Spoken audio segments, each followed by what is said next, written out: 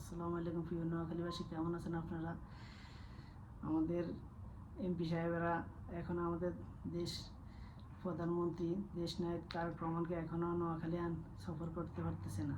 কিসের ব্যর্থতা আমরা আসলে জানি না। আমরা চাই অতি শীঘ্রই নোয়াখালী বিভাগ হোক। এই জন্য আমাদের এমপি সাহেবেরা অবশ্যই আমাদের জন্য যে কোনোভাবে তারেক রহমানকে নোয়াখালী সফরের জন্য চেষ্টা করবো। আমরা এটা আশাবাদ করি ওনাদের কাছে। জানি না আমাদের নোয়াখালী বিভাগ কেন আটকে রয়েছে, আমরা আসলে জানি না কী জন্য নোয়াখালী বিভাগ দিচ্ছে না, কী অদৃশ্যের কারণে আমাদের নোয়াখালী বিভাগ হতেছে না। পাশের জেলাকে বিভাগ দিলে আমাদের কোনো সমস্যা নেই, ওনারা বিভাগ দিই, কিন্তু আমাদের নোয়াখালীকে আগে বিভাগ দিতে হবে। এরপরে সব জেলাকে বিভাগ দিলে আমাদের কোনো এটা আফসোসের কিছুই নেই। আমাদের বিভাগ নোয়াখালী বিভাগ হবে ইনশাআল্লাহ। আপনারা সবাই এর জন্য প্রস্তুত থাকেন। আর আমাদের প্রধানমন্ত্রী তারেক রহমানের কাছে আমরা বলতে চাই, আমরা নোয়াখালীর মানুষের বিএনপির নেতাকর্মীরা যেন সবার সামনে চলাফেরা মুখ দেখাতে পারি। আমরা নেতাকর্মীরা আপনারা অধীর আগ্রহে বসে আছি।